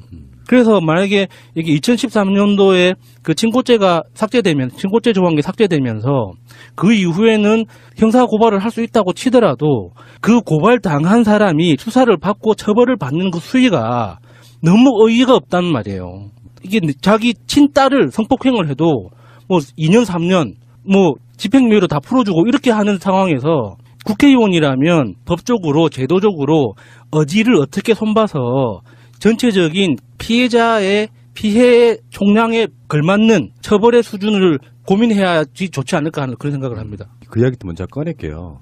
뭐 마치 우리들은 전혀 그런 거랑 관계없는 사람들인 양 이야기해서도 안 된다고 생각해요. 이 미투 운동을 통해 가지고 지금까지 관행처럼 해왔던 작은 것들이라도 사실은 인권적 관점에서 바라볼 수 있는 시각이 생겨야 돼요, 사회가. 간단한 예를 들면은 방송으로도 그런 내용들을 가끔씩 나갈 때가 있었던 걸로 보여요. 야한 농담을 여성 패널이 앞에 있는 데서 하는 것도 좀 그렇고, 그런 것들이 다 거기에 다 포함되는 것들이거든요. 문제는 이런 거 있잖아. 여자들도 야한 이야기 즐길 수 있죠, 사람에 따라서는. 그게 저 핵심은 그런 거라고 봅니다. 권력을 가진 자가, 대표적인 애가 조민기예요. 학과장이면서 그런 표현이 나왔잖아요. 조민기는 그 공간에서는 왕이었다. 권력을 쥔 자가 그 권력을 이용해서 상대방들을 지속적이고 비인간적으로 성적인 탄압을 해온 거예요. 상대가 원하지 않는데. 그러니까 지금 미투 운동에 있어서 사회적 뭔가를 바꿔야 된다는 건 뭐냐면, 내가 야한 농담을 함에 있어서도 상대방이 불쾌해하는지 안 하는지는 몰라요. 근데 애써 사람들은 너도 즐겼잖아 라고 말하는 그 문화를 바꿔야 된다는 거예요. 무조건 상대가 불쾌할 만한 요소가 있는 부분은 다 삭제를 해야 된다는 거예요, 앞으로. 방송을 우리가 그런 이야기들을 초창기 때는 약간 성적 농담들이 꽤 많이 있었을 걸로 보는데, 그런 부분들 불쾌하셨다 그러면 제가 사과를 드리고요. 그리고 패널들이나 이런 사람들이 나쁜 악의성을 갖고 있는 차원이 아니라 보통의 남자, 보통의 장사미자로서 사람들은 일상적으로 그런 식의 성적 농담 같은 거를 좀 해왔다는 측면은 앞으로 바뀌어야 될 굉장히 중요한 요소 중에 하나라고 생각하는데, 다시 원점으로 돌아가면 성폭력이냐 아니냐의 가장 기본은 상대가 어떻게 받아들이냐라고 그랬잖아요.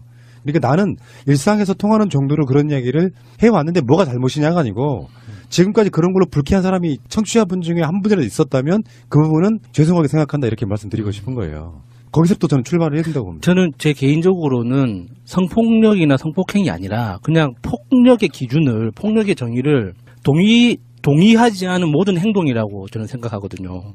그게 말이 됐든 진짜 육체적으로 움직이는 행위가 됐든 상대방의 동의를 얻지 않은 개념도 없이 악용되고 권력을 가진 자이기 때문에 거기에 대해서 항변 한마디 못하고 그 오래된 적폐가 계속 꾸준히 간다는 거거든요. 그래서 어느 쪽이든 간에 지금까지 우리가 막 쉽게 해왔던 농담들도 이제는 함부로 하지 말자. 누군가는 기분 나빠하고 모멸감 느끼고 모욕감을 느낀다. 이 관점으로 바라보는 게 중요하다고 생각을 해요. 그 정도도 못 받아들이면 어떡하냐라고 말하면 역사는 발전할 수가 없는 것이죠. 재밌는 제목. 김어준 미투 진보적 문정부 지지자 분열 공작. 이렇게 뽑았어요. 조선일보 아주 신났어요. 예. 자, 그래서 자체민의를 스스로 인터뷰하는 것으로 이런 제목은 제가 마치 미투운동의 공작이다 이렇게 말한 것처럼 모략하는 그런 뉘앙스로 보도하는 매체에 있어요. 의도적으로. 진보는 성폭력을 눈 감아줘야 된단 말인가 뭐 이렇게 연결되기도 하고. 제가 그렇게 말했을 리가 있습니까? 예. 조선일보가 대표적인데 신났어요. 예. 원래 모략을 아주 신나게 하는 매체이기 때문에 신났겠죠. 네이버도 원래 제 이름이 들어가는 기사는 좋은 기사들을 모였습니다. 검찰 출두 이런 거 났듯이. 네이버도 신났고, 예. 검색어도 이렇게 아침부터 네이버가 올려주는 경우는 처음 봤네요. 예. 근데 신날 게 없어요. 예. 제가 원했던 상황이고. 생각보다 빨리 왔지만 아주 뜻대로 해서 고맙습니다. 이 사실관계를 이제 잠깐 정리하면 저는 미투를 공작에 이용하려고 하는 자들이 있다. 라고 했지. 미투가 공작이라고 한 적이 없습니다. 제가 바보도 아니고. 그러면서 이제 금태섭 의원이 문제 제기를 했어요. 금태섭 의원의 주장의 요지는 그런 제 말이 미투 운동을 약화시킬 수 있다. 이런 문제의식이에요. 금태섭 의원은 할 수 있는 말을 한 겁니다. 본인의 입장에서. 그러니까 금태섭 의원과 저를 싸움 붙이는 건 소용없으니까 그만들 하시고. 그럼 제가 주장하고자 하는 요지는 뭐냐. 금태섭 의원의 우려도 염두에 두면서 동시에 아주 잘 살펴봐야 하는 게 있습니다. 그게 뭐냐면 미투 운동은 뭐 진보 보수 할 거 없이 이 남성 중심의 문화 속에서 권력과 위기에 의한 성적 폭력 그걸 고발하고 그 문화를 개선할 이게 절호의 기회가 온 게 분명하거든요. 근데 이 어렵게 찾아온 기회를 누군가는 이 진보 진영에 대한 공작의 소재로 만들고 싶어 한다. 이렇게 되면 이 중요한 기회를 진보 진영 내의 젠더 갈등으로 가둬버립니다. 이렇게 프레임이 잡히면 미투 운동이 흔들려요. 진보 진영 내 분열로 끝나는 거예요. 그러니까 여성들은 이 미투 운동을 진보 진영에 대한 공격 소재로만 그렇게 연결해서 그렇게만 이용하려는 의도와 시도를 볼 때마다 그리고 볼 때마다 이미 보수 정당에서는 뭐 청와대가 사과하라고 성명도 내고 댓글부터 열심히 그렇게 하고 있어요. 그런 기사도 이미 있습니다. 많이. 이럴 때는 이제 진보적인 여성 지지자들은 당황해요. 당황할 필요가 없습니다. 그런 게 바로 미투를 공작적으로 이용하는 거예요.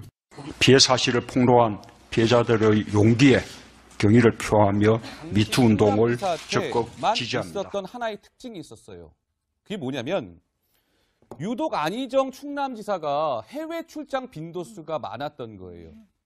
많았던 거에서 그치지 않고 거기에 뭔가 또 특징이 숨겨져 있었다고 합니다. 하종대 부국장께서 좀 설명해 주실까요? 예, 두 가지 특징이 있었다고 보이는데요. 하나는 좀 이제 아까 말씀하신 대로 앵커가 말씀하신 대로 이제 출장이 잦았다. 다시 말해서 이제 민선 5기하고 6기 도지사를 했잖아요. 근데 민선 6기만 하더라도 2014년 7월부터 무려 44개월 동안 22회 해외 출장. 그러니까 두 달에 한 번씩 계속 다닌 거죠. 많이 갔네요. 특히 지난해에 대선 낙선한 이후에는 거의 매달 한 번씩 갔다 오니까 얼마나 많이 다녔는가 하는 걸 알 수가 있고요. 그리고 또 하나 특징은 뭐냐면 또 하나 특징이 뭡니까? 해외 갈 때는 모든 민선 도지사나 뭐 시장 군수들이 자기들 가능하면은 좀 기자를 데리고 가고 싶어 합니다. 왜? 이게 홍보해야 되니까. 홍보해야죠. 그런데 이제 홍보해야 되지만 사실은 이제 언론사들이 따라가기 힘들기 때문에 그 돈을 자기들이 내야 되거든요. 그러니까 그게 항상 이게 딜레마 중에 하나거든요. 그걸 지원해주기도 쉽지 않고. 그런데 유독 안희정 지사는 거의 대부분 다른 도청 관계자라든지 아니면은 또는 되게 의회 관계자를 또 데리고 가거든요. 왜냐하면 도청이라고 하는 건 집행하는 곳이고 의회는 예산을 주는 곳이잖아요. 그러면 내가 무슨 일을 하려고 하면은 의회도 설득을 해야 되니까 해외 나갈 때도 그 사람들한테 설득을 하려면 꼭 끼워 넣어야 되거든요. 근데 이런 사람들을 언론이나 의회 도청 관계자를 빼고 아주 몇몇 안 되는 사람들만 해가지고 갔다고 하는 거. 이거는 아주 안희정 지사가 혹시 갔을